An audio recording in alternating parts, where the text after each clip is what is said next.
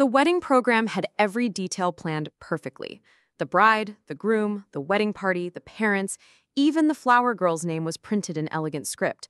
But as I sat in the third row at St. Catherine's Catholic Church, scanning the cream-colored paper, my name was nowhere to be found. Not under family, not under special guests, nowhere. My cousin Jessica had made it clear that David Martinez, the family's underachieving church worker, didn't deserve formal recognition at her sophisticated wedding. What she didn't know was that in exactly 47 minutes, Father Sullivan would stop the ceremony and ask the congregation, "Could someone please direct me to where His Excellency the bishop should be positioned for the blessing?" The same bishop who was sitting unrecognized in row 3, wearing a simple black suit instead of his ceremonial vestments. Before we jump back in, tell us where you're tuning in from, and if this story touches you, make sure you're subscribed, because tomorrow I've saved something extra special for you.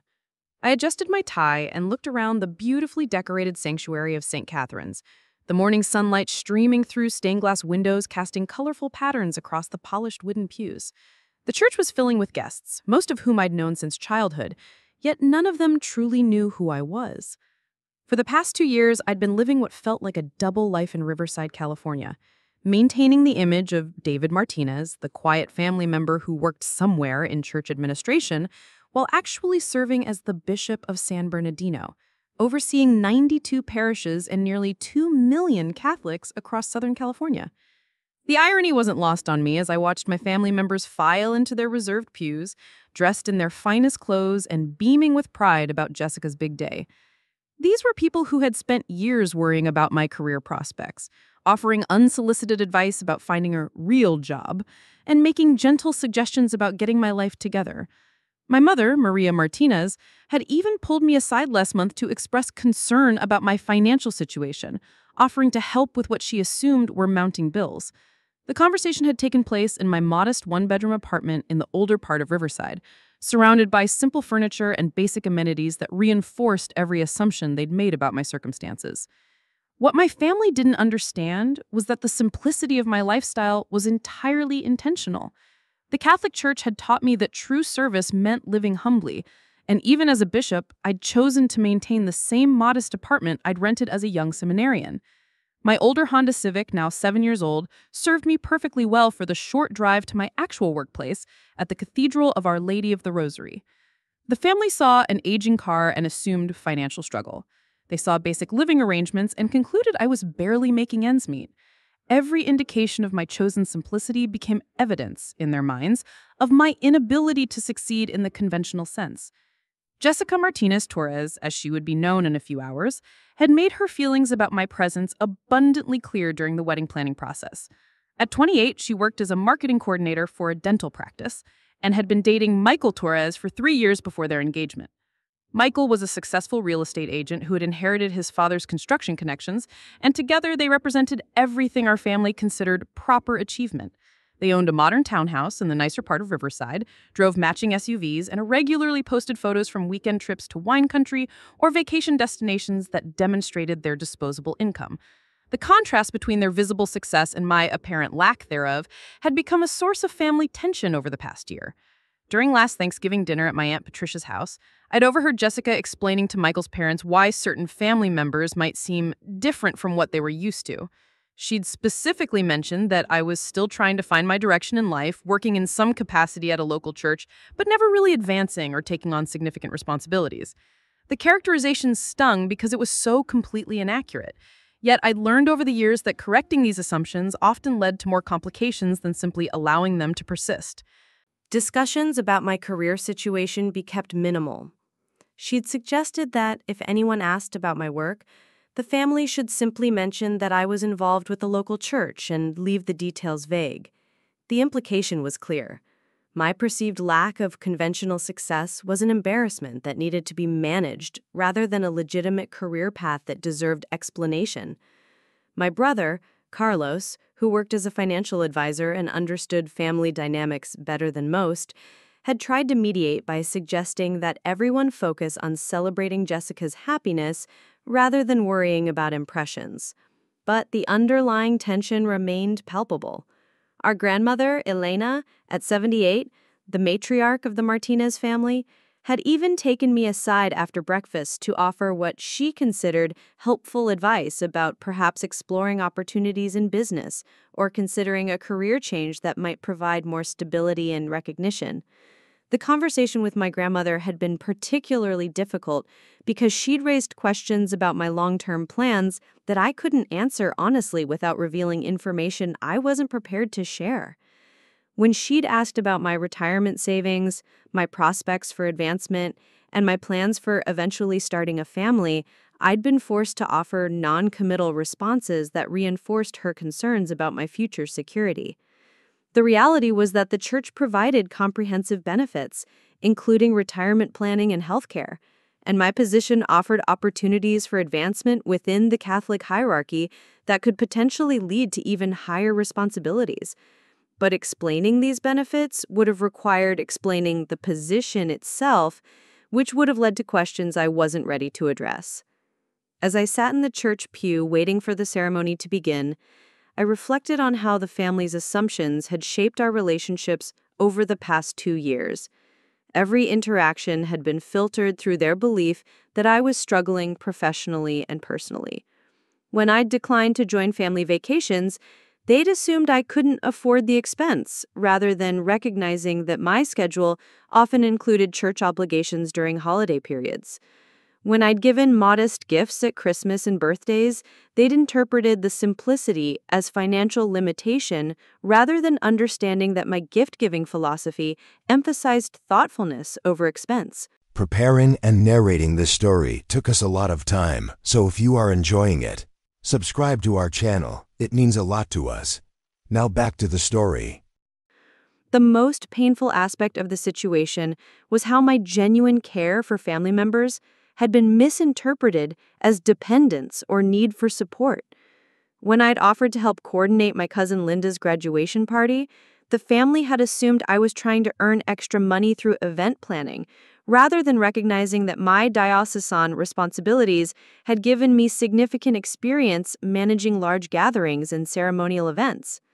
When I'd provided emotional support to my Uncle Robert during his recovery from surgery, they appreciated my availability, but attributed it to having a flexible schedule due to limited work responsibilities, rather than understanding that pastoral care was central to my professional duties. The wedding program itself had become a symbol of these broader dynamics. Jessica had carefully planned every detail to reflect the social standing she and Michael wanted to project. The ceremony would include a full Catholic Mass with specific readings performed by family members she considered appropriately successful and articulate. Michael's brother Anthony, fresh from college graduation, was scheduled to do the first reading. Richard Torres would present the offertory gifts. Even my cousin Carlos had been assigned a role recognizing his financial industry position. But there was no mention of David Martinez anywhere in the program, despite my being one of Jessica's closest relatives and someone who had been present for every major family celebration throughout her life. The exclusion wasn't explicitly discussed, but the message was unmistakable. In Jessica's vision of her perfect wedding, there was no appropriate role for a family member whose life appeared to lack the conventional markers of success and respectability that she wanted associated with her special day. The wedding party consisted of her college friends and Michael's siblings, all of whom had clear professional identities and social standing. The program listed parents, grandparents, and other relatives who contributed to the overall image of family achievement and stability. My absence from any formal recognition was a deliberate choice that reflected years of family assumptions about my worthiness to represent the Martinez name at significant occasions. Father James Sullivan, the officiating priest, had arrived at the church 30 minutes before the ceremony and was making his final preparations in the sacristy. I knew Father Sullivan professionally, though he wasn't aware of my presence at the wedding or my connection to the bride's family. He was a dedicated priest in his mid-50s who had served the Riverside Catholic community for over 20 years and was known for his attention to liturgical detail and proper ceremony protocol. His reputation for conducting beautiful, reverent wedding ceremonies had made him a popular choice for families who wanted their celebrations to reflect both religious significance and social sophistication. What neither Jessica nor her family realized was that Father Sullivan was also meticulous about church hierarchy and protocol. When a bishop was present at any Catholic ceremony, even as a guest, proper liturgical procedure required acknowledgement of his position and often included special roles in the blessing or ceremonial elements. The oversight wasn't malicious. It was simply the result of no one in the Martinez family understanding enough about Catholic hierarchy to recognize that having a bishop present would require adjustments to their carefully planned program. As guests continued to arrive and find their seats, I noticed the palpable excitement and anticipation that surrounded the event.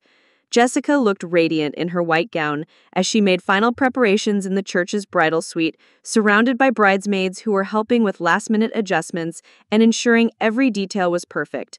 Michael and his groomsmen were gathered near the altar, looking distinguished in their matching gray suits and clearly proud to be part of such an elegant celebration.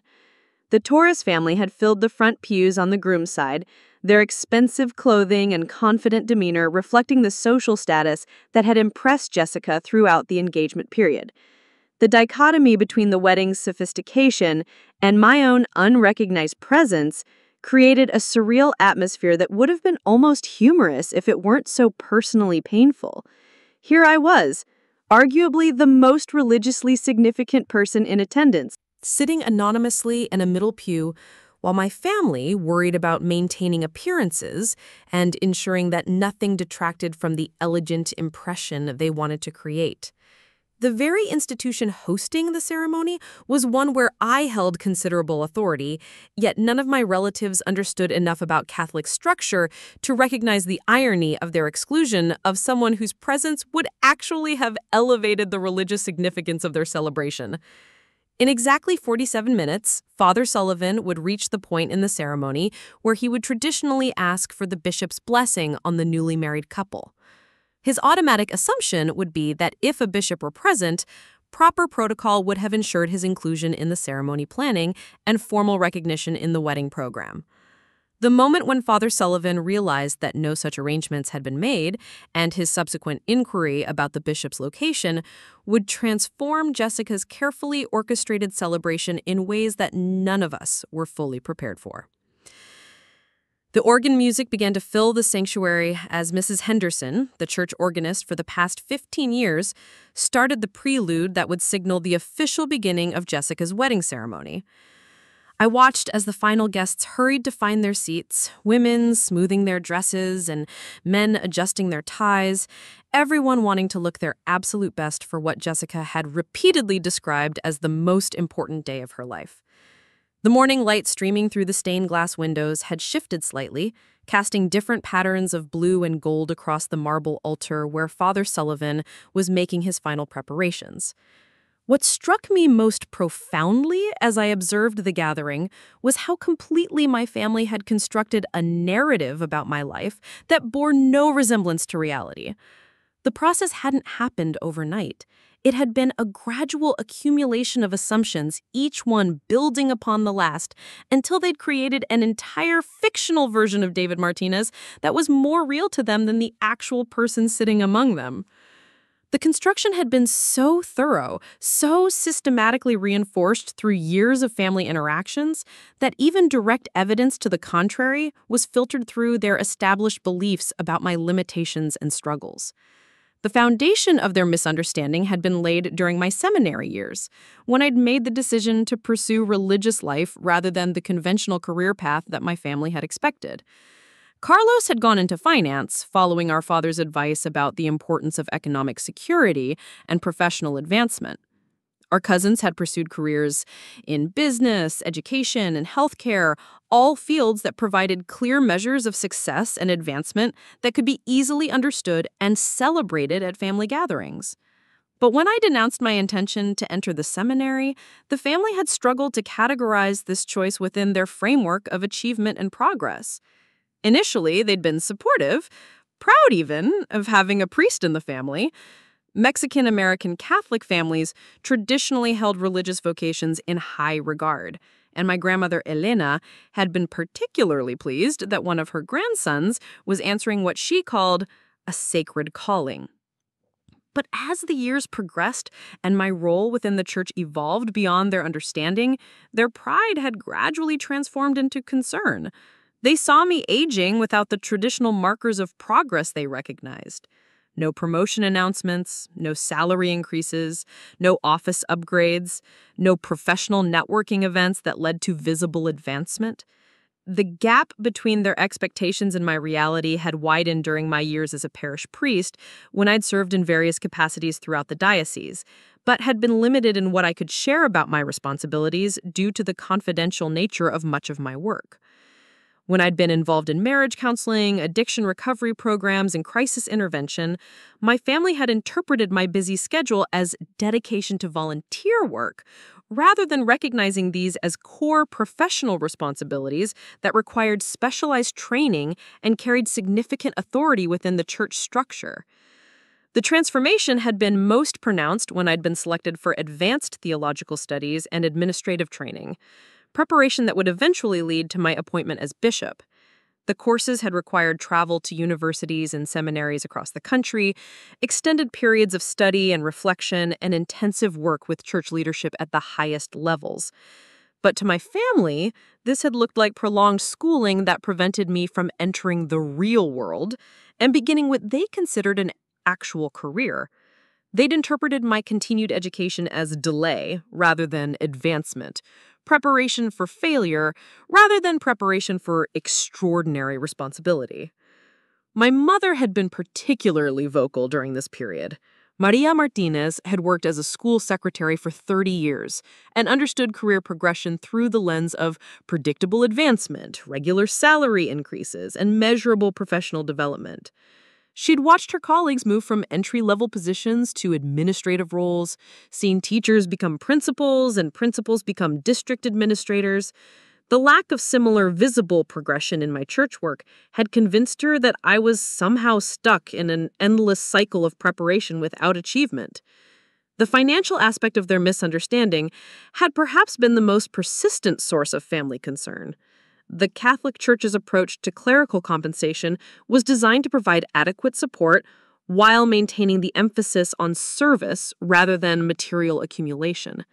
My salary as a bishop was actually quite substantial, including comprehensive benefits, housing allowances, and additional support for the various responsibilities of my position.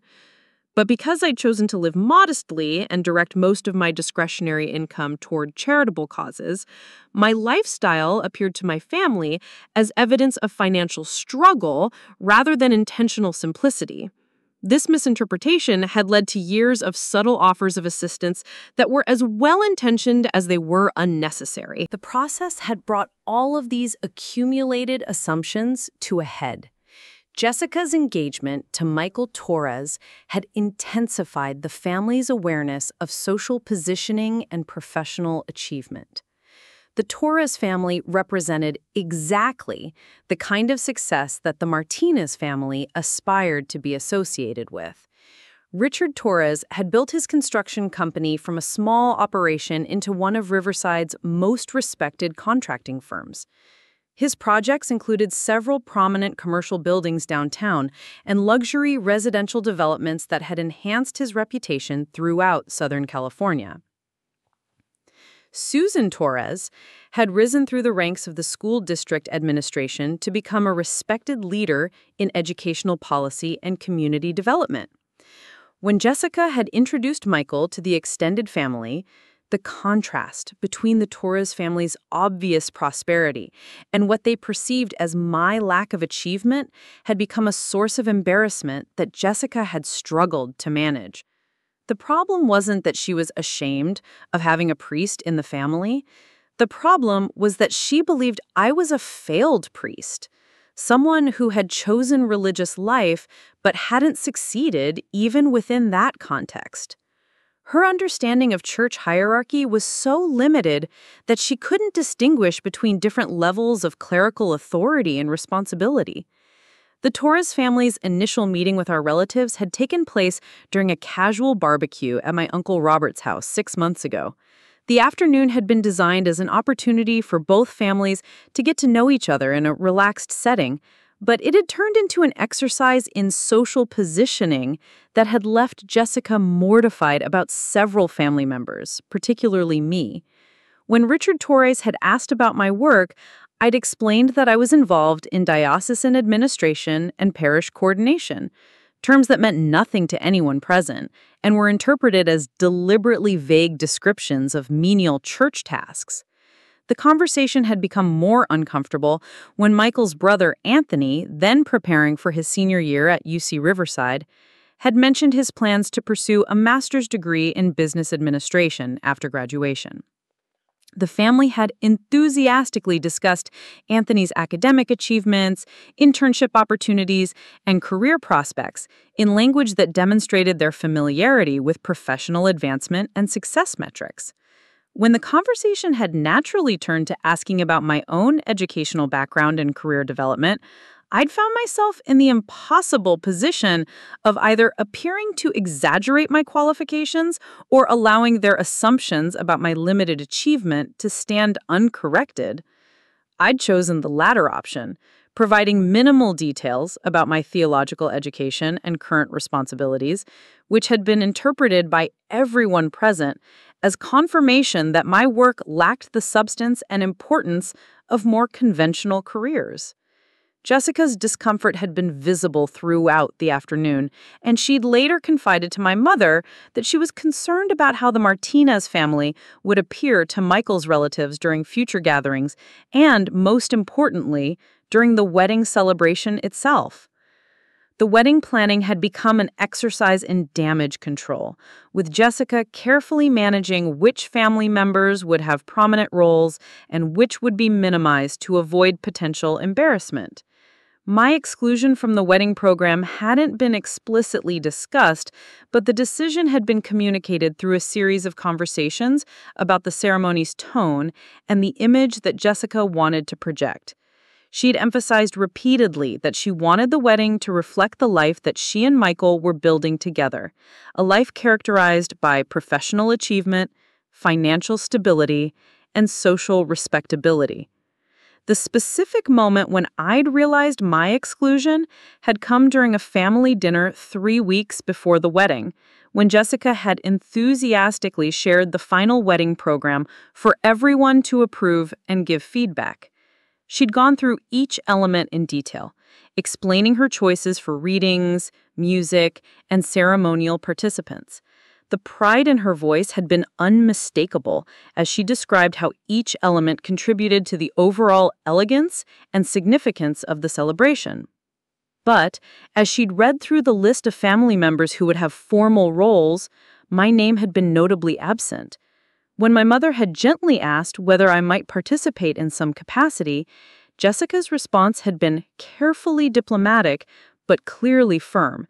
She'd explained that she wanted to keep the ceremony focused and streamlined, with roles assigned to family members whose participation would enhance the overall impact of the celebration. The subtext had been clear. My participation would not enhance anything and might actually detract from the sophisticated image she was trying to create. The exclusion had been particularly painful because of my genuine affection for Jessica and my desire to see her happiness on her wedding day. I'd known her since she was a child, had been present for her first communion, her confirmation, her high school graduation, and numerous other milestone moments throughout her life. In many ways, I'd served as a mentor and confidant during her teenage years, someone she could talk to about concerns and questions that she felt uncomfortable discussing with her parents. The idea that my presence at her wedding was now considered problematic represented a fundamental shift in our relationship that went beyond simple career concerns. But perhaps the most ironic aspect of the situation was how completely Jessica had misunderstood what my actual participation in her wedding could offer. As a bishop, my presence would have elevated the religious significance of the ceremony in ways that would have impressed not only the Torres family, but anyone familiar with Catholic hierarchy and tradition. The opportunity to have a bishop officiate or provide special blessings at a wedding was considered a tremendous honor within the Catholic community, the kind of distinction that families would remember and discuss for generations. Father Sullivan's reputation for conducting beautiful ceremonies was well deserved, but having a bishop present would have added layers of meaning and significance that transformed the event from a lovely parish wedding into something approaching a diocesan celebration. The prayers, blessings, and ceremonial elements that I could have contributed would have created exactly the kind of memorable, distinguished celebration that Jessica was trying to achieve through careful attention to social positioning and elegant details. The morning of the wedding had brought all of these tensions to the surface as family members Gathered for breakfast and final preparations. The conversation had been dominated by excitement about the day's events, but underneath the celebration had been an undercurrent of anxiety about performance and appearances. Everyone was aware that this wedding represented the Martinez family's introduction to a new level of social connection through the Torres family, and a pressure to make a positive impression had influenced every decision, from clothing choices to conversation topics. My presence at the breakfast had been tolerated rather than welcomed, and I'd sensed the relief in the room when I'd announced that I needed to leave early to take care of some personal matters before the ceremony. The truth was that I'd had a brief meeting with Sister Margaret Connor, a nun who worked with our diocesan social services programs, to discuss an upcoming initiative for homeless assistance that required coordination between multiple parishes. The meeting had been scheduled weeks in advance and couldn't be postponed, but my family had interpreted my departure as typical of my tendency to prioritize minor obligations over important family events. The irony of their interpretation hadn't been lost on me as I'd driven from the breakfast to my meeting with Sister Margaret. They'd seen my departure as evidence of poor priorities and limited understanding of social obligations, when in reality I'd been attending to responsibilities that affected thousands of people across the diocese. The homeless assistance program we'd been planning would provide meals, shelter, and support services throughout the winter months, coordinated through a network of parishes and community organizations that required careful planning and resource allocation. Sister Margaret had been one of the few people who knew about my family situation and the challenges of maintaining my anonymity during personal events. She'd expressed concern about the stress of attending the wedding without being able to acknowledge my actual position, and had suggested that perhaps it was time to consider being more open with my relatives about my role within the church. But I'd explained that the complexity of family dynamics made such revelations difficult to manage, particularly during significant celebrations, when emotions were already heightened and expectations were carefully managed. As I'd returned to the church for the wedding ceremony, I'd reflected on the choices that had led to this moment of profound disconnect between my public and private identities. The decision to maintain anonymity within my family hadn't been intended as deception, but rather as a way to preserve relationships that might be complicated by the authority and responsibility of my position. I'd seen how other clergy struggled with family dynamics when relatives began treating them differently after learning about their advancement within church hierarchy. But sitting in the pew as the wedding ceremony prepared to begin, I'd realized that my attempt to preserve authentic family relationships had actually created something artificial and painful. The people who should have known me best had constructed an elaborate fiction about my life and character, and their treatment of me was based entirely on this fictional version rather than any genuine understanding of who I was or what I'd accomplished. The protection I thought I was providing had actually prevented the very connections I'd been trying to preserve. The organ music swelled as the wedding processional began, and I watched as Jessica made her way down the aisle in their elegant burgundy dresses, each one carrying a small bouquet of white roses that complemented Jessica's larger bridal arrangement. The groomsmen followed, taking their positions at the altar with the kind of confident bearing that suggested they were comfortable being the center of attention during formal occasions. Michael waited at the front of the church, beaming with pride and anticipation as he prepared to see his bride for the first time in her wedding dress. When Jessica appeared at the back of the church, escorted by my Uncle Robert, the entire congregation rose in appreciation of her beauty and the significance of the moment. Her dress was stunning, a classic design with intricate lace details and a long train that flowed behind her as she walked slowly down the aisle. The look of pure joy on her face was radiant, and despite everything that had happened during the wedding planning process, I felt genuine happiness for her as she approached this milestone moment in her life. Father Sullivan stood ready to begin the ceremony, his ceremonial vestments reflecting the importance of the occasion and his demeanor conveying the reverence and dignity that had made him such a respected officiant. The church was filled with the quiet anticipation that precedes significant moments, everyone present aware that they were witnessing something special and meaningful in the lives of two people they cared about. But as I watched Jessica take her place beside Michael at the altar, I couldn't help thinking about the conversation that would take place in approximately 30 minutes, when Father Sullivan would reach the point in the ceremony where he would traditionally call upon any bishop present to provide a special blessing for the newly married couple. The moment would transform everything about this carefully orchestrated celebration, revealing truths that would change not only how my family understood my life, but how they understood their own assumptions and judgments about success, achievement, and the nature of authentic accomplishment. The irony was perfect in its completeness. Jessica had excluded me from her wedding program because she believed my presence would diminish the elegance and respectability of her celebration. In just a few minutes, she would discover that my presence was actually the most distinguished element of the entire event, and that the family member she'd been embarrassed to acknowledge was someone whose position commanded respect and recognition that exceeded anything the Torres family or anyone else in attendance had achieved. As Father Sullivan opened his ceremonial book and prepared to begin the wedding mass, I settled back in my pew and prepared to witness one of the most dramatic reversals of perception and understanding that any family gathering had ever experienced.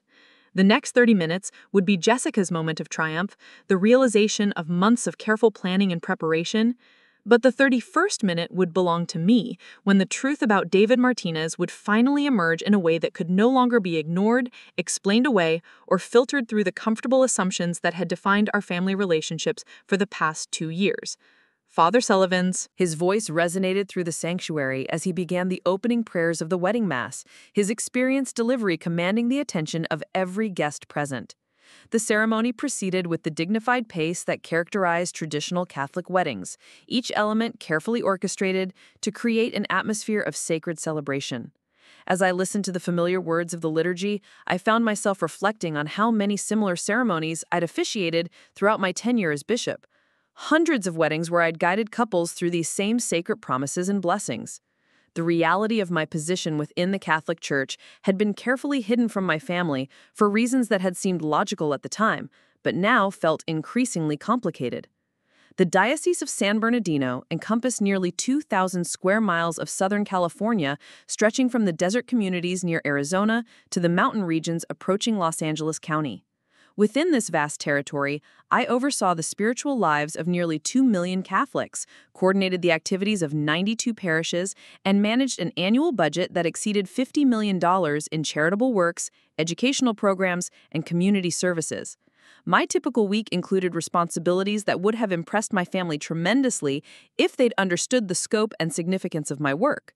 Monday mornings often began with meetings at the diocesan headquarters, where I reviewed reports from parish priests about community needs, financial challenges, and pastoral concerns that required episcopal attention. These sessions involved strategic planning that affected everything from school funding to healthcare initiatives, immigration support services to youth development programs that served thousands of families across the region. Tuesday and Wednesday schedules frequently included travel throughout the diocese for confirmations, ordinations, and special ceremonies that required the presence of a bishop. These events weren't simply ceremonial appearances, but rather intensive pastoral visits where I met with parishioners, addressed community concerns, and provided guidance on matters ranging from marriage counseling to business ethics, social justice advocacy, to interfaith cooperation. The preparation for each visit required extensive briefing materials about local conditions, demographic changes, and specific challenges facing individual parishes. Thursday meetings often brought me to the Cathedral of Our Lady of the Rosary for sessions with other diocesan officials, including conversations with priests seeking guidance on complex theological questions, discussions with lay leaders about community outreach programs, and coordination with Sister Margaret Connor and other religious leaders about social service initiatives. These meetings required the kind of executive decision-making and strategic thinking that would have been immediately recognizable to my brother Carlos in his financial planning work. But the religious context made the authority and responsibility invisible to family members who didn't understand church hierarchy. Friday schedules varied but frequently included interfaith dialogue meetings with Protestant ministers, Jewish rabbis, and Islamic leaders as we worked together on community issues that transcended religious boundaries. The cooperation between different faith communities on homelessness prevention, educational support, and social justice advocacy required diplomatic skills and theological knowledge that I'd developed through years of specialized training. These interfaith initiatives had led to recognition from city government officials and community organizations that viewed our collaborative efforts as models for other regions facing similar challenges. The financial aspects of my position would have surprised my family most of all, particularly given their constant concern about my apparent lack of economic security. The bishop's salary was supplemented by housing allowances, travel expenses, and additional compensation for the various ceremonial and administrative responsibilities that came with the position. My total annual compensation exceeded what most of my relatives earned in their secular careers, but because I'd chosen to live modestly and direct most discretionary income toward charitable causes, my lifestyle gave no indication of the substantial resources available to me. The charitable work itself represented another dimension of my life that remained completely unknown to my family. Over the past 2 years, I'd quietly funded scholarships for underprivileged students attending Catholic schools throughout the diocese, provided emergency assistance to families facing medical crises, and supported small business development programs in economically disadvantaged communities. The total amount of my personal charitable giving exceeded what most families in Riverside earned annually, but the anonymous nature of these contributions meant that no one outside the diocesan financial office knew about my philanthropic activities. My educational background was another area where family assumptions bore no resemblance to reality. The theological training required for episcopal appointment included advanced degrees in canon law, sacred theology, and pastoral studies that I'd completed at seminaries and universities across the United States and Europe. My doctoral dissertation on social justice applications of Catholic teaching had been published in academic journals and cited by other theologians working on similar themes. The intellectual rigor of my studies had been comparable to doctoral programs in any field, but my family's lack of familiarity with theological education had led them to dismiss my years of advanced study as extended delay rather than serious academic achievement. The appointment process itself had been extraordinarily competitive, involving recommendations from current bishops, extensive background investigations, psychological evaluations, and ultimately approval from Vatican officials who reviewed candidates from throughout the United States. The selection had been based on demonstrated leadership capability, theological expertise, administrative experience, and pastoral effectiveness that had been evaluated over years of service in various church roles. At 32, I'd been among the youngest bishops appointed in recent decades, a distinction that reflected exceptional qualifications rather than the lack of achievement that my family perceived. The administrative responsibilities of my position required skills that would have been immediately familiar to successful business leaders like Richard Torres. Managing budgets, overseeing personnel decisions, developing strategic plans, and coordinating complex operations across multiple locations demanded exactly the kind of executive capability Corporate leaders exercised in their professional roles. The difference was that my work focused on spiritual and social outcomes rather than profit margins, but the management challenges were comparable in complexity and significance. The irony of my family's concerns about my career prospects was particularly acute, given the advancement opportunities available within the Catholic Church hierarchy. Episcopal appointments could lead to archbishopric positions overseeing multiple dioceses, cardinal appointments that involved global church leadership responsibilities, and potentially even consideration for papal election in future decades. The career trajectory available to me included possibilities for influence and responsibility that exceeded anything available in secular professions, but my family's unfamiliarity with church structure made these opportunities invisible to them.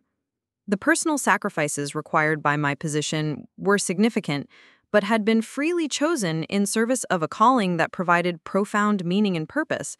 The celibacy requirement meant that I wouldn't experience marriage and family life in the conventional sense, But my pastoral work brought me into intimate contact with thousands of families whose spiritual development I helped guide and support. The public visibility of my role meant that my personal behavior was constantly scrutinized, but this accountability had encouraged personal growth and spiritual development that enriched every aspect of my life. The security and stability that my family worried about were actually quite substantial within the church context. The Catholic Church provided comprehensive health care, retirement planning, and support systems that ensured long-term financial security regardless of economic fluctuations that might affect other professions. The institutional stability of the Church, supported by nearly 2,000 years of continuous operation, offered the kind of employment security that few secular careers could match in an era of corporate downsizing and economic uncertainty. My living arrangements had been perhaps the most misunderstood aspect of my situation. The modest apartment that concerned my family so deeply was actually a deliberate choice that reflected theological principles about simple living and resource sharing. The church had offered more elaborate housing befitting my episcopal rank, but I'd requested permission to maintain the same basic accommodations I'd occupied as a young priest. The decision had been motivated by desire to remain connected to the financial realities faced by parishioners I served, but my family's interpretation of the simplicity had been interpreted as evidence of economic limitation rather than spiritual commitment. The Honda Civic that had become a symbol of my apparent financial struggles was similarly misunderstood. The diocesan motor pool included luxury vehicles appropriate for official functions requiring formal presentation, but for personal transportation and routine parish visits, I preferred the reliability and fuel efficiency of my older car. The choice reflected environmental consciousness and practical considerations rather than economic necessity, but my family's focus on automobiles as status symbols had led them to interpret my vehicle choice as confirmation of their assumptions about my limited resources. Even my clothing choices had been systematically misinterpreted by relatives who didn't understand the context of clerical dress codes and ceremonial requirements.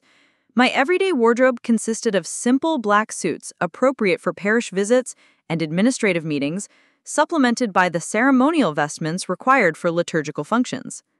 The formal episcopal regalia included elaborate robes, ceremonial accessories, and symbolic items that represented centuries of church tradition and would have impressed anyone familiar with Catholic hierarchy.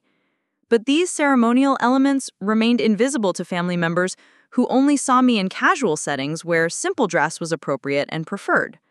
The social connections that came with my position would have surprised my relatives who worried about my isolation and limited networking opportunities. Regular communication with other bishops throughout California and the western United States had created professional relationships with some of the most influential religious leaders in the country. Coordination with Vatican officials brought me into contact with international church leadership and provided opportunities for travel and cultural exchange that most people never experienced. The interfaith dialogue work had created friendships with prominent leaders from other religious traditions who respected my theological knowledge and collaborative approach to community problem solving. The academic respect that my theological writing had earned would have impressed family members who valued educational achievement and intellectual accomplishment. My published articles on social justice applications had been translated into multiple languages and used in seminary curricula throughout Latin America and Europe. The invitations to speak at theological conferences and university symposiums reflected recognition of expertise that extended far beyond the local church community. But my family's unfamiliarity with theological scholarship meant that these achievements remained completely unknown to them. The counseling and pastoral care aspects of my work had provided extensive experience with family dynamics, relationship challenges, and personal crisis situations that had developed my understanding of human psychology and social interaction. The marriage preparation programs I designed had helped hundreds of couples build stronger foundations for their relationships. The grief counseling I'd provided during difficult times had brought comfort to families facing loss and transition. The addiction recovery support I'd coordinated had helped individuals overcome substance abuse and rebuild their lives. These pastoral accomplishments represented the kind of meaningful contribution to community welfare that would have made my family proud if they'd understood the scope and impact of my work. The youth development programs I'd had initiated had created educational and recreational opportunities for thousands of young people throughout the diocese. The scholarship funds I'd established had enabled students from low-income families to attend college and pursue career goals that might otherwise have been financially impossible. The mentorship networks I'd organized had connected young adults with professional leaders who provided guidance and support during crucial career development years. These initiatives had received recognition from community organizations and government officials who appreciated the positive impact on regional development and social stability. Healthcare advocacy work I'd coordinated with other religious leaders had influenced policy decisions affecting medical access for undocumented immigrants, mental health services for low-income families, and end-of-life care options for elderly community members. The testimony I'd provided before city council meetings and county board sessions had helped shape legislation protecting vulnerable populations and promoting social justice principles. The coalition building I'd facilitated between religious organizations, community groups, and government agencies had created support networks that addressed complex social problems requiring coordinated responses. As I sat in the church pew listening to Father Sullivan guide Jessica and Michael through their wedding vows, I contemplated how the revelation of my true position would affect not only my relationship with my family, but their understanding of achievement, service, and the various ways that success could be measured and valued. The next few minutes would transform their perception not only of me, but of their own assumptions about worth, accomplishment, and the significance of different types of contribution to community welfare. The wedding ceremony continued with the traditional readings and prayers that had marked Catholic celebrations for generations. Jessica and Michael exchanged rings with obvious joy and commitment, surrounded by family members and friends who shared their happiness and supported their decision to build a life together. The beauty of the moment was genuine and moving, regardless of the complicated family dynamics that had preceded the celebration. But as Father Sullivan approached the portion of the ceremony where he would traditionally call upon any bishop present to provide special blessings for the newly married couple, I prepared myself for the conversation that would change everything about how my family understood my life, my choices, and my place within both the church and the broader community. The transformation would be immediate and irreversible, revealing truths that had been hidden for too long and creating opportunities for more authentic relationships based on accurate understanding rather than comfortable assumptions. Father Sullivan's voice carried across the sanctuary as he reached the blessing portion of the wedding ceremony, his experienced cadence marking the transition from the exchange of vows to the final sacred elements that would complete Jessica and Michael's union. The congregation had settled into the peaceful reverence that characterized this portion of the Mass, family members and friends sharing in the joy of witnessing two people commit their lives to each other within the sacred traditions of the Catholic faith. The morning sunlight had shifted through the stained glass windows, casting different patterns of colored light across the marble altar where the newly married couple stood hand in hand, radiating happiness and anticipation for their future together. What happened next would later be described by various family members as one of the most shocking moments they'd ever experienced during what should have been a routine religious ceremony. Father Sullivan paused in his reading, looking out over the congregation with the careful attention of someone who understood church protocol and hierarchy better than anyone present realized. His years of experience conducting weddings had taught him to recognize the significance of different guests and to ensure that proper respect was paid to any church officials who might be in attendance. Before we proceed with the final blessing, Father Sullivan announced, his voice carrying clearly through the sanctuary, I need to inquire whether His Excellency, the bishop, is present this morning. It would be appropriate for the bishop to provide a special episcopal blessing for this newly married couple, and I want to ensure that we follow proper liturgical protocol. The silence that followed his announcement was so complete that the sound of Mrs. Henderson's breathing at the organ seemed amplified. Every head in the sanctuary turned, guests looking around with curiosity and confusion, trying to identify which distinguished visitor they had somehow failed to notice during the ceremony. Jessica and Michael exchanged glances of bewilderment, clearly having no idea why Father Sullivan was asking about a bishop at their wedding. The Torres family looked equally perplexed, whispering among themselves about whether there had been some mistake in the ceremony planning. My family's reaction was perhaps the most telling of all. My mother's face showed the kind of confusion that comes from hearing something that makes no logical sense within your understanding of reality. My brother Carlos was scanning the congregation systematically, apparently trying to identify which guest might be the bishop that Father Sullivan was seeking. My Aunt Patricia had turned to whisper something to my Uncle Robert, probably asking if he knew anything about episcopal guests that hadn't been mentioned during the wedding planning process. The moment stretched on as Father Sullivan waited patiently for a response, his experienced demeanor suggesting that he was accustomed to these kinds of protocol clarifications and was prepared to wait as long as necessary for proper church hierarchy to be acknowledged. The congregation's confused murmuring grew slightly louder as people began to realize that no one seemed to know why Father Sullivan was asking about a bishop or who this mysterious church official might be. I remained seated in my pew, watching my family's bewilderment with a mixture of anticipation and sadness about the revelation that was about to transform our relationships forever. The decision about whether to identify myself had been made weeks ago when I'd realized that attending Jessica's wedding would inevitably lead to this moment of discovery. Father Sullivan's adherence to proper liturgical protocol would not allow a bishop to remain unacknowledged during a ceremony, regardless of whether the family had been aware of his presence.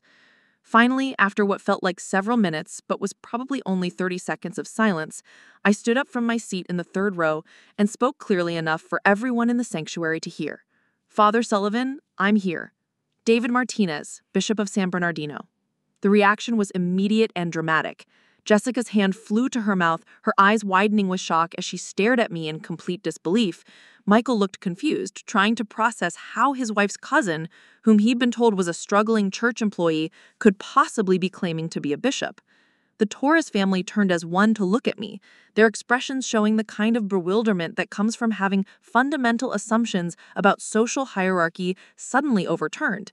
My immediate family's reaction was perhaps the most telling of all. My mother's face showed the kind of confusion that comes from hearing something that makes no logical sense within your understanding of reality.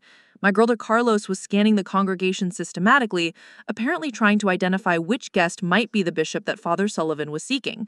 My Aunt Patricia had turned to whisper something to my Uncle Robert, probably asking if he knew anything about episcopal guests that hadn't been mentioned during the wedding planning process. But my mother's face, I frightened to check, was shearing through the confusion she'd been assailing from seconds ago. She knew it now she could piece together all the missing pieces of my career and relationships over the years. Reaction that was most profound. My mother actually gasped audibly, her hand pressing against her chest, as if she was having difficulty breathing. Carlos stood up partially from his seat, then sat back down, his face cycling through expressions of confusion, recognition, and something approaching awe. My grandmother Elena, at 78, simply stared at me with the kind of intensity that suggested she was trying to reconcile this new information with decades of accumulated beliefs about my life and capabilities. Father Sullivan's face brightened with recognition and professional pleasure. "Your Excellency, please forgive me for not recognizing you earlier.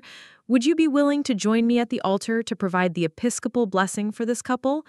The formal title and invitation created another wave of shock throughout the congregation. Guests who had been whispering among themselves fell silent as they realized they were witnessing something extraordinary. The struggling church worker that Jessica had been embarrassed to include in her wedding program was being formally recognized as one of the highest-ranking Catholic officials in Southern California. I walked down the aisle toward the altar, conscious of every eye in the sanctuary following my movement. The familiar weight of episcopal authority settled over me as I transitioned from my role as anonymous family member to my actual position as bishop.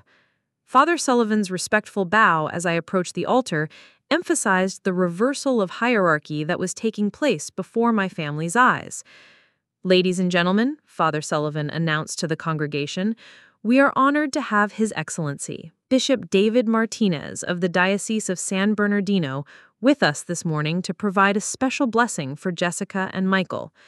The formal title and invitation created another wave of shock throughout the congregation. Guests who had been whispering among themselves fell silent as they realized they were witnessing something extraordinary. The struggling church worker that Jessica had been embarrassed to include in her wedding program was being formally recognized as one of the highest-ranking Catholic officials in Southern California. I walked down the aisle toward the altar, conscious of every eye in the sanctuary following my movement. The familiar weight of episcopal authority settled over me as I transitioned from my role as anonymous family member to my actual position as bishop. Father Sullivan's respectful bow as I approached the altar emphasized the reversal of hierarchy that was taking place before my family's eyes. "Ladies and gentlemen," Father Sullivan announced to the congregation, "we are honored to have His Excellency, Bishop David Martinez of the Diocese of San Bernardino, with us this morning to provide a special blessing for Jessica and Michael." The formal announcement seemed to make the situation real for my family in a way that my simple identification had not. Hearing Father Sullivan use my episcopal title and explain my diocesan responsibilities created a framework for understanding that began to penetrate their shock and confusion. I could see my mother turning to whisper frantically to my Aunt Patricia, probably trying to understand how this transformation of her understanding was possible. As I took my position beside Father Sullivan at the altar, the ceremonial protocols that govern episcopal participation in weddings automatically took effect. Father Sullivan handed me the ceremonial book containing the special blessings that only a bishop could provide, and I found myself looking out over the congregation that included my family, all of whom were staring at me with expressions ranging from shock to bewilderment to something approaching awe. "Jessica and Michael," I began, my voice carrying the authority and warmth that I'd developed through years of conducting similar ceremonies, "as you begin your married life together, I offer you the special blessing of the Church through the authority of episcopal ordination." The blessing that followed was one that I'd provided for hundreds of couples throughout my tenure as bishop, words that carried the full weight of Catholic tradition and spiritual authority.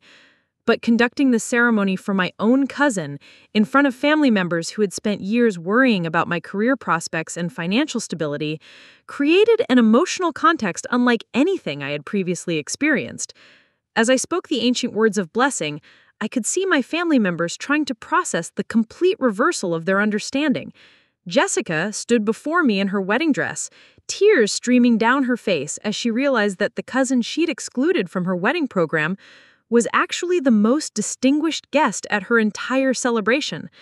Michael's expression showed the kind of shock that comes from discovering that someone you've consistently underestimated actually holds more authority and responsibility than anyone else you know personally. The episcopal blessing concluded with traditional prayers for the couple's happiness, prosperity, and spiritual growth throughout their married life.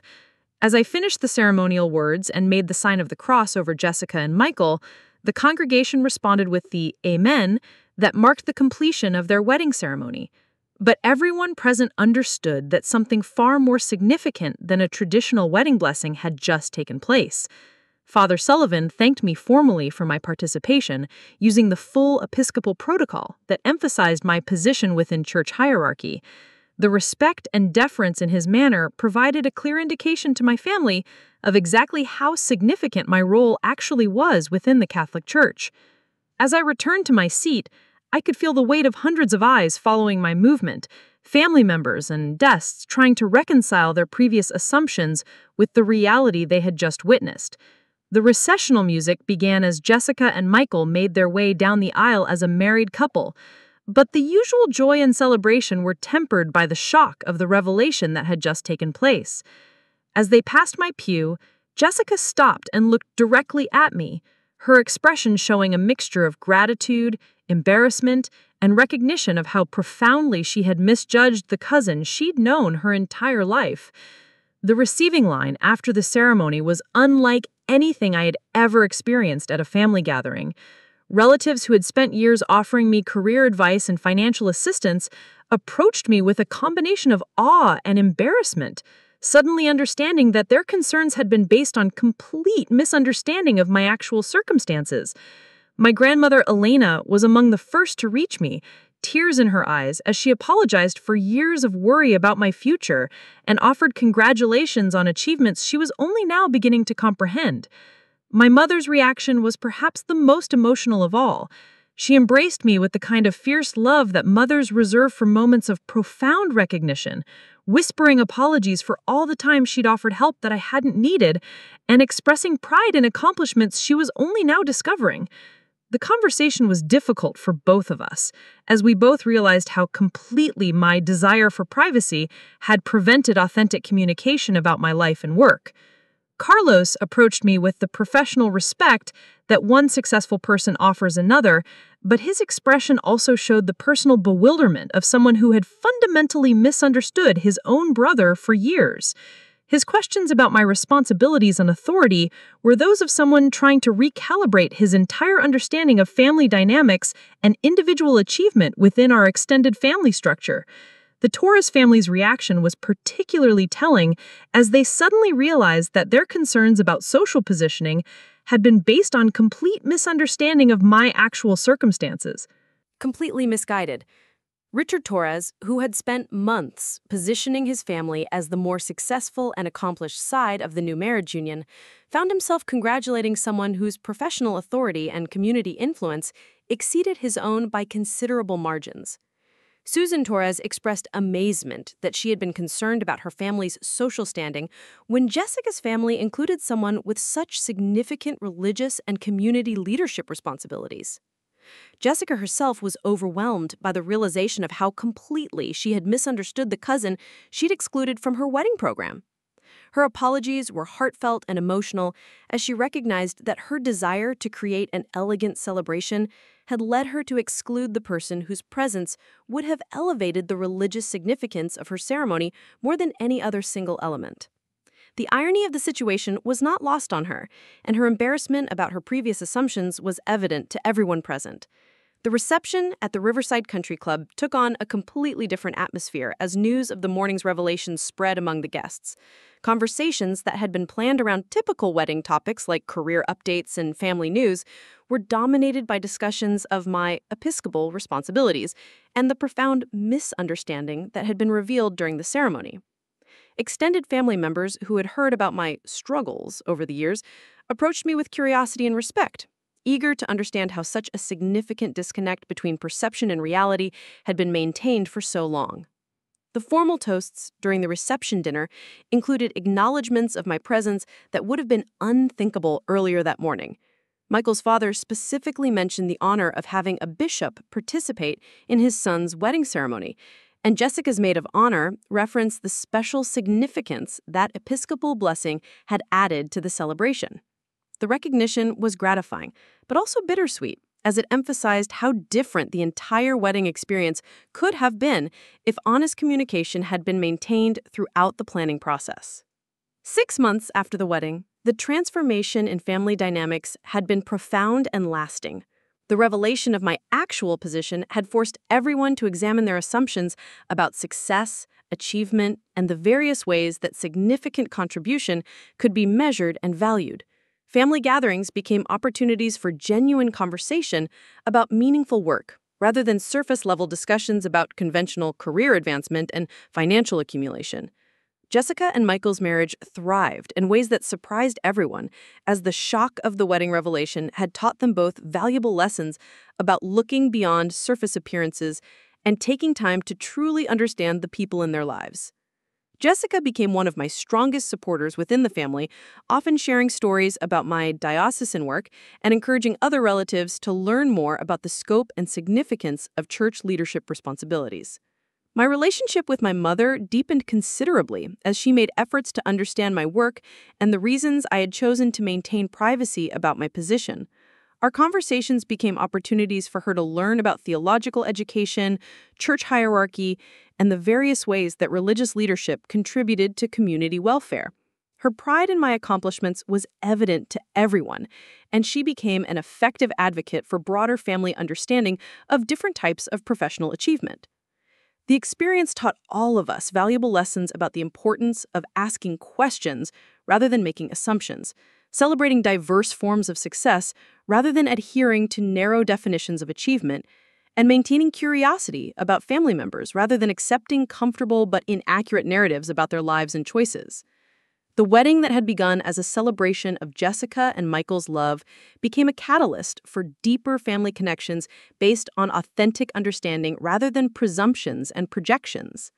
Years later, when I officiated at other family weddings and celebrations, the recognition and respect that had been missing for so long became natural elements of our interactions. The family member who had once been pitied for his apparent lack of achievement was now celebrated for contributions that extended far beyond conventional measures of success.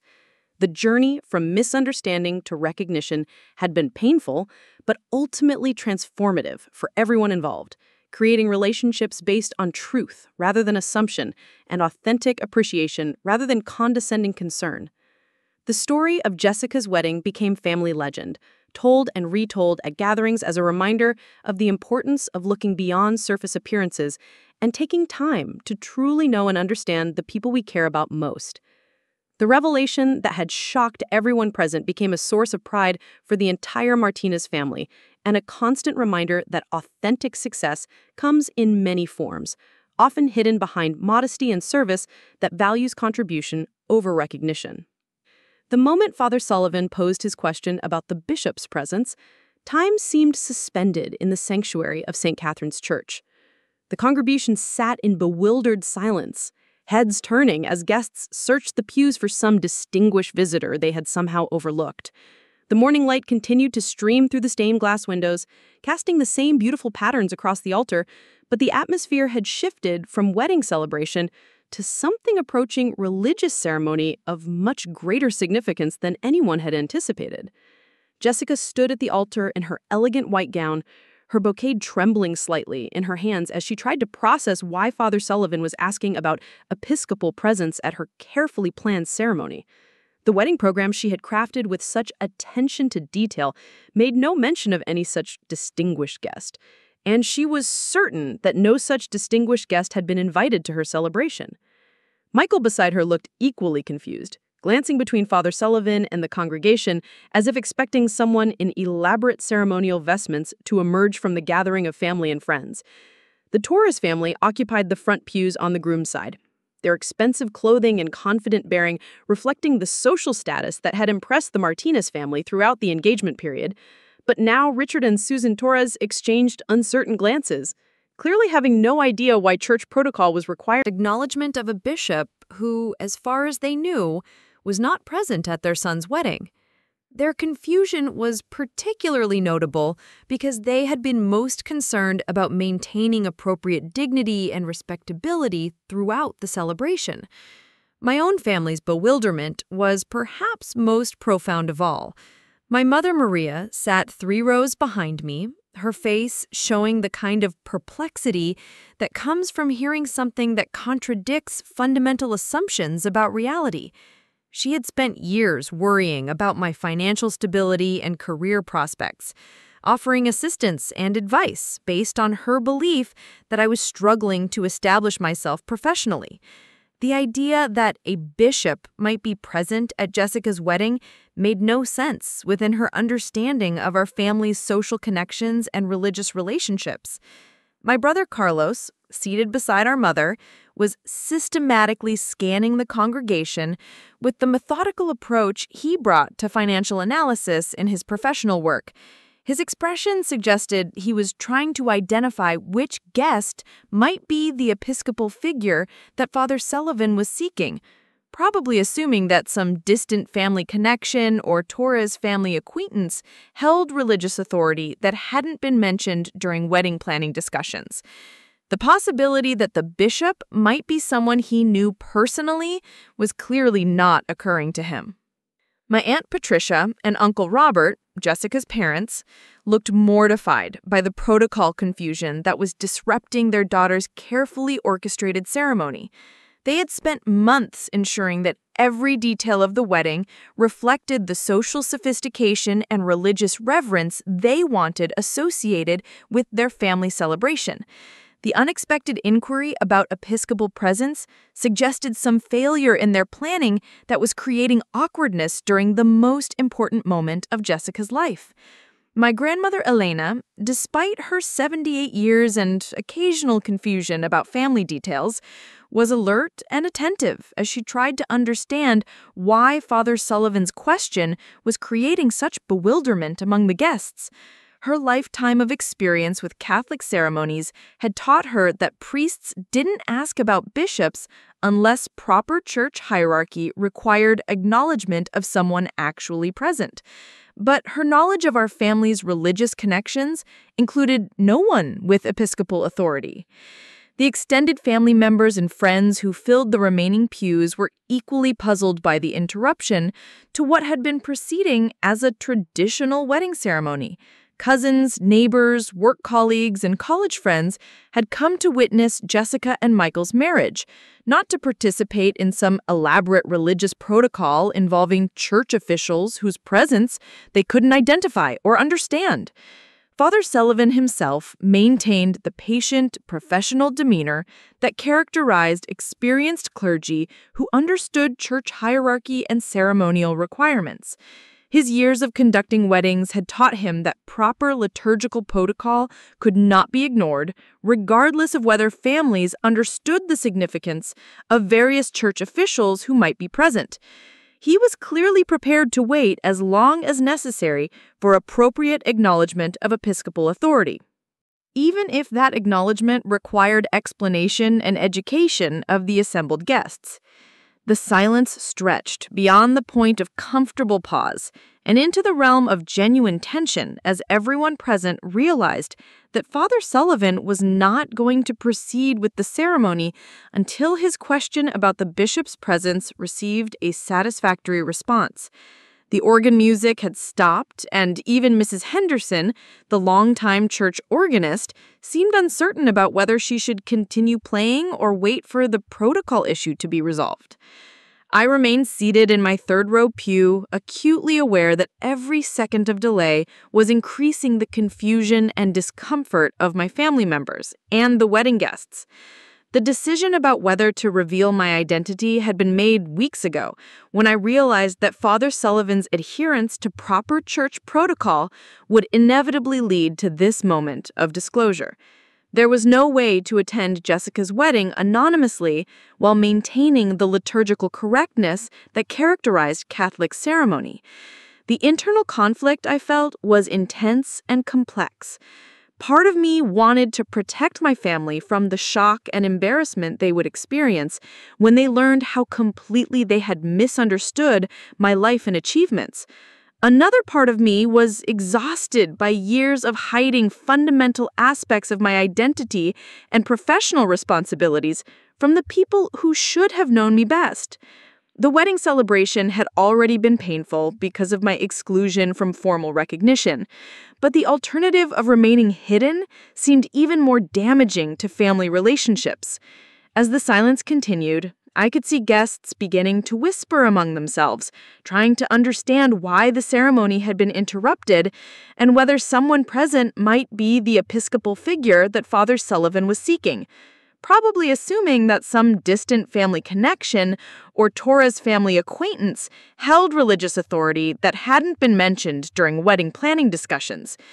The possibility that the bishop might be someone he knew personally was clearly not occurring to him.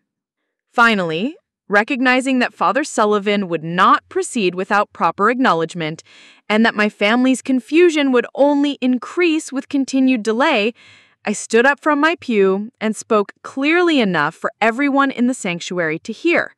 Father Sullivan, I am here, Bishop David Martinez of the Diocese of San Bernardino. The immediate response was electric shock that seemed to ripple through the entire congregation in visible waves. Jessica's bouquet actually fell from her hands as she stared at me with an expression of complete disbelief, her mouth opening in surprise that rendered her temporarily speechless. The cousin she had excluded from her wedding program because of his perceived lack of achievement was identifying himself as one of the highest-ranking Catholic officials in Southern California. Michael's reaction was equally dramatic, his face cycling through expressions of confusion, recognition, and something approaching awe as he tried to reconcile the struggling church employee he had been told about with the episcopal authority that was now being revealed. The social positioning and career concerns that had dominated their family's evaluation of the Martinez relatives were suddenly irrelevant in the face of religious authority that exceeded anything in their business and professional networks. My mother's gasp was audible throughout the sanctuary, her hand pressing against her chest as if she was having difficulty breathing. The son she had been worried about, offering financial assistance and career advice, was revealing himself as someone whose professional responsibilities and authority exceeded those of anyone else in the extended family. Years of maternal concern about my future security and advancement were being recontextualized in a matter of seconds. Carlos stood up partially from his seat, then sat back down heavily, his analytical mind clearly struggling to process information that contradicted every assumption he had made about his brother's life and career. As a financial advisor, he understood professional hierarchy and authority structures, but the episcopal rank I was claiming represented a level of responsibility and influence he had never suspected. His expression showed the bewilderment of someone whose entire understanding of family dynamics was being overturned. The Torres family's reaction was particularly telling, as they suddenly realized that their concerns about social compatibility and professional standing had been completely misguided. Richard Torres, who had spent the engagement period subtly positioning his successful construction business as the more accomplished side of the new family union, was confronting the reality that Jessica's family included someone whose community influence and professional authority exceeded his own by considerable margins. Susan Torres looked as if she might faint, her carefully composed demeanor cracking as she understood that her concerns about the Martinez family's social standing had been based on a fundamental misunderstanding of the professional achievements represented within their extended family structure. The woman who had worried about appropriate conversation topics and social positioning was discovering that she had been condescending towards someone whose work affected nearly 2 million Catholics across thousands of square miles of Southern California.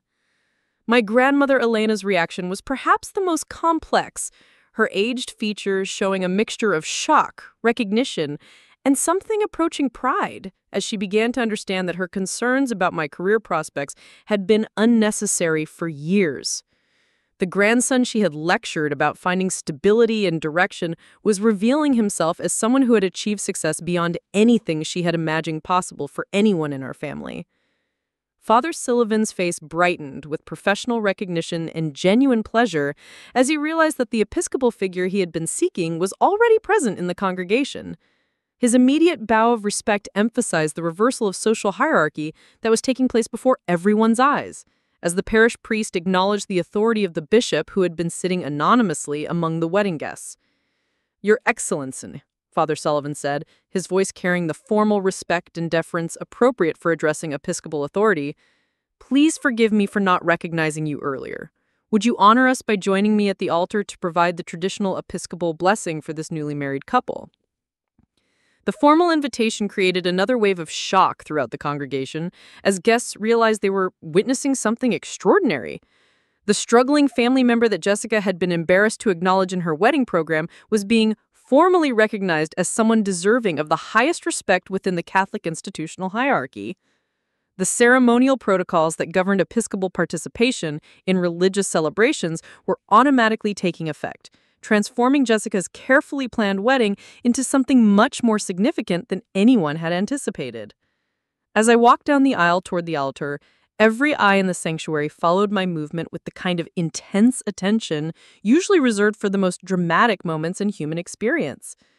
Family members who had spent years offering me career advice and financial assistance were watching me claim authority and responsibility that exceeded their own professional achievements. The modest church worker they had pitied was revealing himself as someone who oversaw religious life for nearly 2 million people across thousands of square miles of Southern California. Father Sullivan's respectful gesture as I approached the altar emphasized the ceremonial significance of what was taking place. His immediate deference to my episcopal authority provided a clear indication to my family of exactly how substantial my position was within church hierarchy. The respect and reverence in his manner demonstrated that this was not some honorary title or minor religious position, but rather a role that commanded genuine authority and recognition within Catholic institutional structure.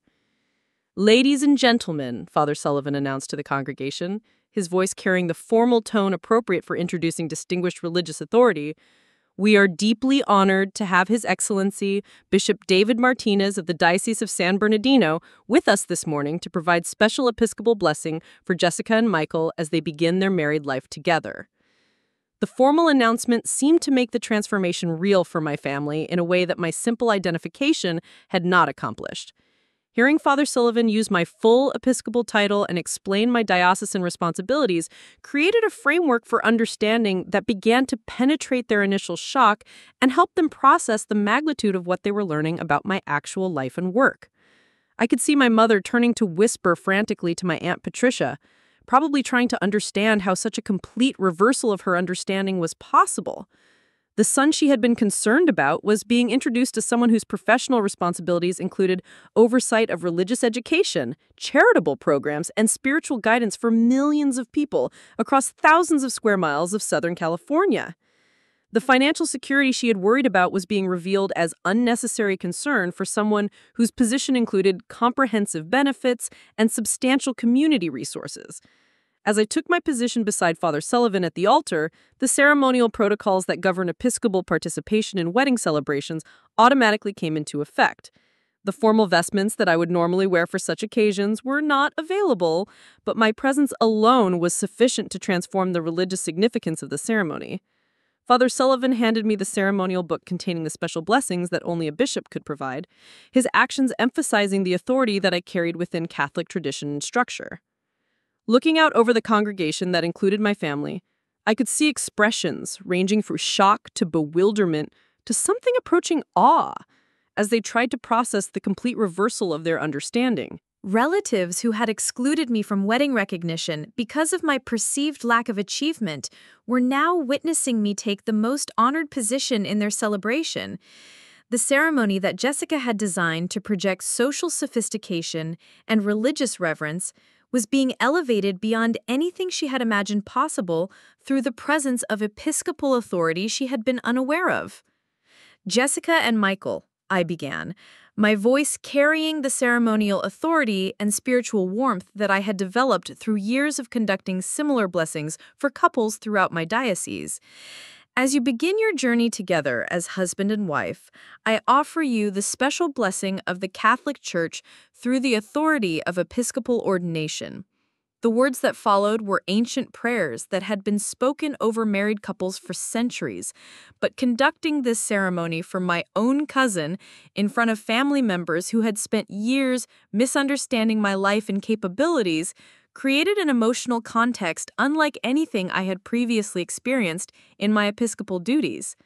The blessing carried not only spiritual significance, but also the weight of revelation and recognition that was transforming family relationships in real time. As I spoke the traditional prayers for Jessica and Michael's happiness, prosperity, and spiritual growth throughout their married life, I could see my family members attempting to reconcile their previous assumptions with the reality they were witnessing. Jessica stood before me in her wedding dress, tears streaming down her face as she realized that the cousin she had excluded from formal recognition was actually providing the most distinguished blessing possible within Catholic tradition.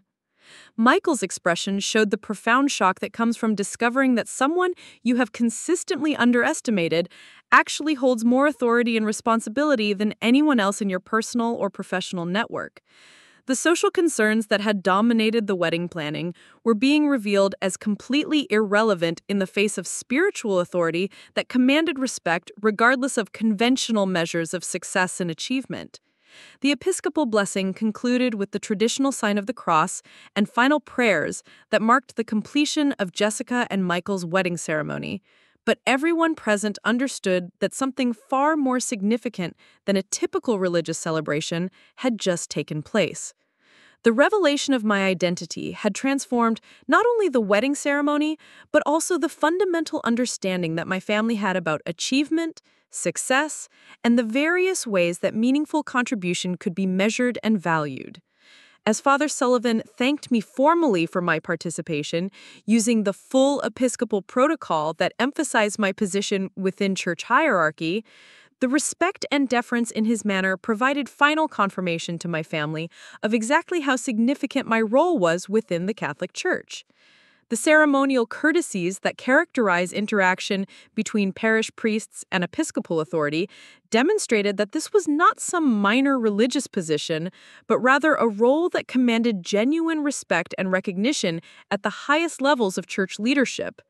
The transformation in family relationships that began during those moments at the altar would continue for months and years afterward, as relatives who had spent years offering assistance and advice came to understand that their concerns had been based on complete misunderstanding of my actual circumstances and achievements. The wedding that had begun as Jessica's celebration became a catalyst for authentic family connections based on truth rather than assumption, recognition rather than condescension, and appreciation for diverse forms of meaningful contribution to community welfare. The receiving line outside St. Catherine's Church after the ceremony was unlike anything any of the Martinez family had ever experienced at a wedding celebration. What should have been a traditional gathering of congratulations and well wishes had transformed into something resembling a formal reception for visiting dignitaries, as word of my episcopal identity spread among the guests and created an atmosphere of reverence and amazement that none of them had anticipated when they'd arrived that morning. Jessica stood in her wedding dress beside Michael, still visibly shaken by the revelation that had transformed her understanding of family dynamics and social positioning in a matter of minutes. Her carefully applied makeup had been touched up by her bridesmaids after the emotional response to discovering that the cousin she had excluded from her wedding program had provided the most distinguished blessing possible within Catholic tradition. The irony of the situation was not lost on anyone present, as the family member she'd considered unsuitable for formal recognition had elevated her wedding beyond anything she could have planned or imagined. The congratulations that Jessica and Michael received from departing guests carried an additional layer of significance that went far beyond typical wedding celebrations. Family, friends, and acquaintances who had known me for years as the quiet, seemingly unsuccessful Martinez cousin were expressing amazement and respect for the episcopal blessing they had just witnessed. Several guests approached Jessica specifically to comment on the extraordinary honor of having a bishop participate in her ceremony, emphasizing how rare and meaningful such participation was within Catholic wedding traditions. My immediate family's approach to the receiving line revealed the profound emotional impact that the morning's revelation had created for each of them individually. My mother was among the first to reach me. Her embrace carried the fierce love and protective instinct that mothers reserve for moments of intense recognition and pride. The tears in her eyes reflected not only joy about my achievements, but also regret about years of unnecessary worry and misguided attempts to help someone who had never needed the assistance she'd been offering. "David," she whispered as she held me tightly, "I don't know what to say. I've been so worried about you, offering help and advice when you were already more successful than anyone in our family. I'm proud of you, but I'm also sorry that I didn't understand what you had accomplished." Allowed those assumptions to persist and strengthen over time. My brother Carlos approached with the professional respect that one successful person offers another, but his expression also showed the personal bewilderment of someone who had fundamentally misunderstood his own sibling for years. As a financial advisor who worked with successful business leaders and high-net-worth individuals, he understood professional hierarchy and executive responsibility in ways that helped him grasp the magnitude of what I had revealed about my actual position and authority. "I need to apologize," Carlos said, his voice carrying the weight of genuine regret and newfound understanding. "I've been treating you like someone who needed career guidance and financial advice when you actually oversee budgets and responsibilities that make my work look small by comparison. I should have asked more questions instead of making assumptions about your situation." The conversation with Carlos opened into a detailed discussion about the scope of diocesan administration and the executive skills required for managing religious organizations that serve millions of people across vast geographic regions. His questions revealed his growing understanding that episcopal authority involved exactly the kind of strategic planning, resource management, and leadership challenges that characterize successful business operations, but with the added complexity of spiritual guidance and community service that extended far beyond profit-driven objectives. My grandmother Elena's reaction was perhaps the most emotionally complex, as her 78 years of life experience had taught her to recognize patterns in family dynamics and individual achievement that younger relatives might miss. Her approach to me in the receiving line carried the dignity and wisdom of someone who had lived long enough to understand that success comes in many forms. But her expression also showed the confusion of someone whose fundamental assumptions about a beloved grandson had been completely overturned. "David, my dear boy," she said, taking my hands in hers with the gentle strength that characterized her interactions with all her grandchildren, "I've been giving you advice about finding stability and direction when you had already found both in ways that I never imagined possible. I'm proud of you, but I'm also sad that we haven't really known each other for these past years." The conversation with my grandmother revealed layers of family history and relationship dynamics that had influenced her concerns about my future. Her generation's understanding of career success had been shaped by economic hardship and the importance of visible security that could be easily recognized and celebrated. The religious authority and spiritual leadership that characterized my actual work represented forms of achievement that were meaningful and significant, but didn't translate easily into the conventional success metrics that she had learned to value and understand. My Aunt Patricia and Uncle Robert, Jessica's parents, approached me with expressions that mixed pride, embarrassment, and genuine amazement at the transformation in their understanding of family achievements and social standing.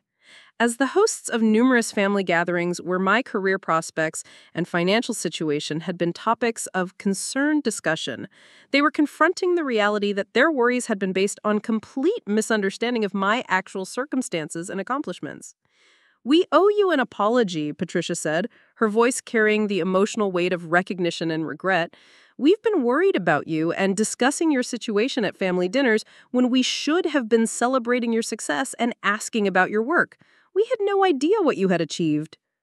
The conversation with Jessica's parents opened into broader discussions about family communication patterns and the assumptions that had prevented genuine understanding between relatives who cared about each other but had never taken the time to ask the right questions or challenge their established beliefs about individual circumstances and achievements. The extended family members who had heard stories about my struggles over the years approached with curiosity and respect, eager to understand how such a significant disconnect between perception and reality had been maintained for so long.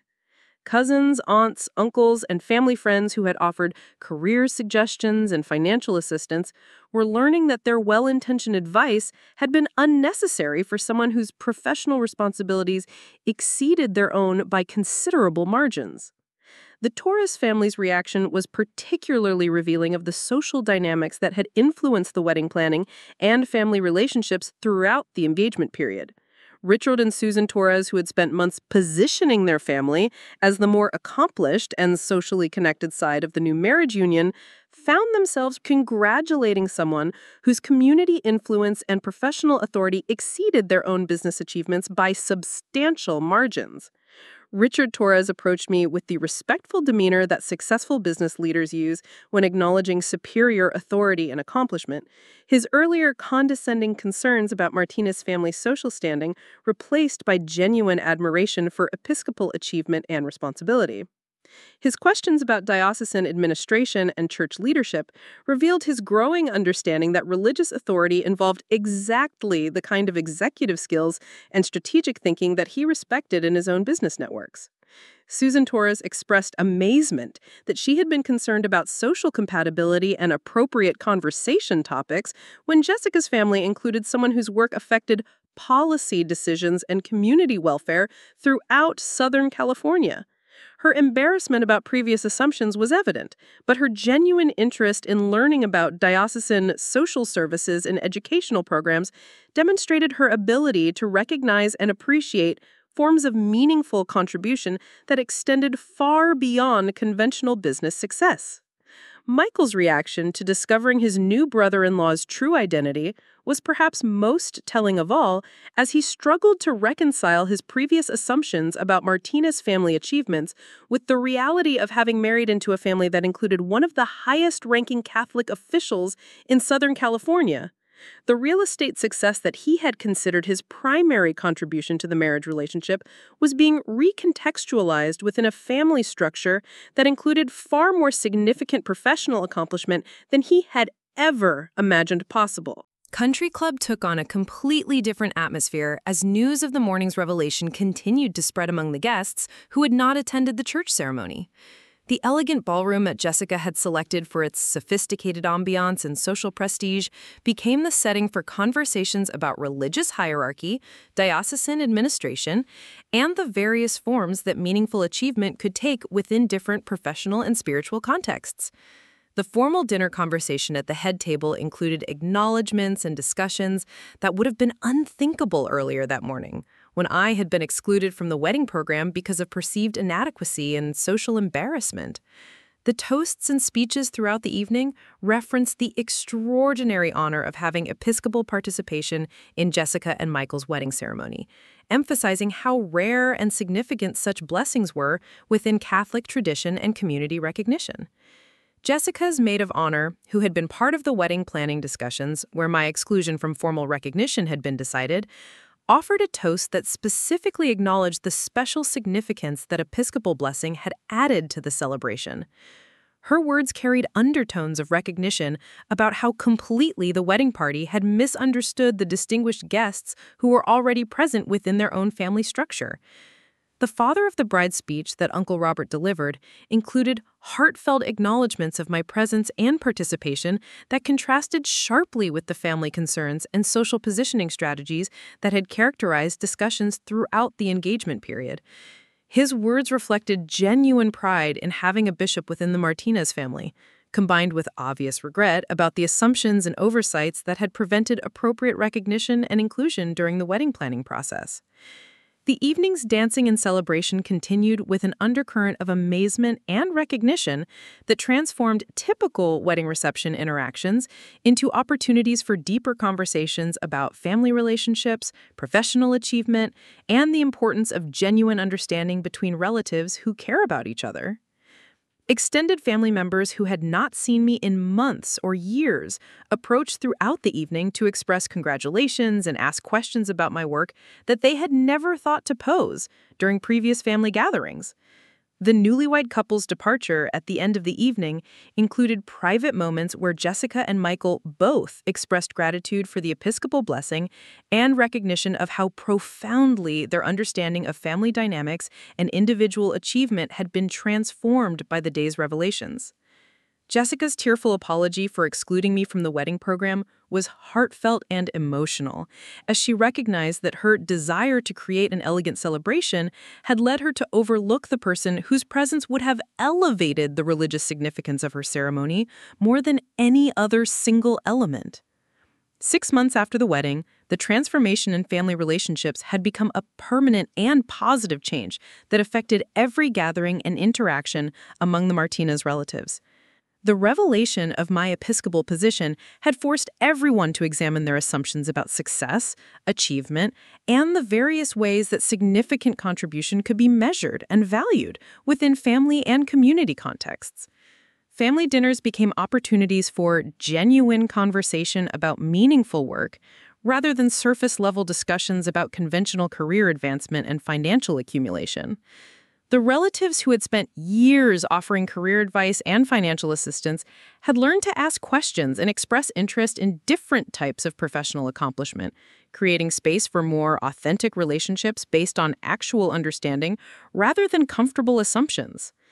My mother's relationship with me deepened considerably as she made sustained efforts to understand my work and the theological education that had prepared me for Episcopal responsibilities. Our regular conversations became opportunities for her to learn about church hierarchy, diocesan administration, and the various ways that religious leadership contributed to community welfare and social justice initiatives throughout Southern California.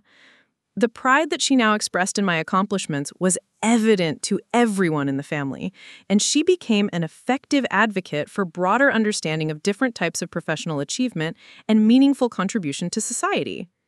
Her transformation from worried mother offering assistance to proud parent celebrating success provided a model for other family members who were learning to recognize and appreciate diverse forms of accomplishment. Carlos and I developed a closer relationship as he applied his analytical skills to understanding the scope and complexity of diocesan administration and the executive responsibilities involved in overseeing numerous parishes and various ministries within the Catholic Church. Capabilities required for managing large-scale religious organizations. Our conversations about strategic planning, resource allocation, and leadership challenges created common ground that had been missing during years when he had viewed my work as lack of direction rather than purposeful career development. Jessica and Michael's marriage thrived in ways that surprised everyone, as the shock of the wedding revelation had taught them both valuable lessons about looking beyond surface appearances and taking time to truly understand the people in their lives. Jessica became one of my strongest supporters within the family, often sharing information about diocesan programs and encouraging other relatives to learn more about the scope and significance of church leadership responsibilities. The wedding that had begun as a celebration of Jessica and Michael's love became a catalyst for deeper family connections based on authentic understanding rather than presumptions and comfortable fictions about individual circumstances and achievements. The painful process of revelation and recognition had ultimately strengthened family bonds by forcing honest communication and genuine curiosity about each other's lives and contributions. Years later, when I officiated at other family weddings and celebrations, the recognition and respect that had been missing for so long became natural elements of our interactions that enhanced rather than complicated family dynamics. The relatives who had once pitied me for apparent lack of achievement now celebrated contributions that extended far beyond conventional measures of success, creating a family culture that valued diverse forms of meaningful accomplishment. The story of Jessica's wedding became family legend, told and retold at gatherings as a reminder of the importance of looking beyond surface appearances and taking time to truly know and understand the people we care about most.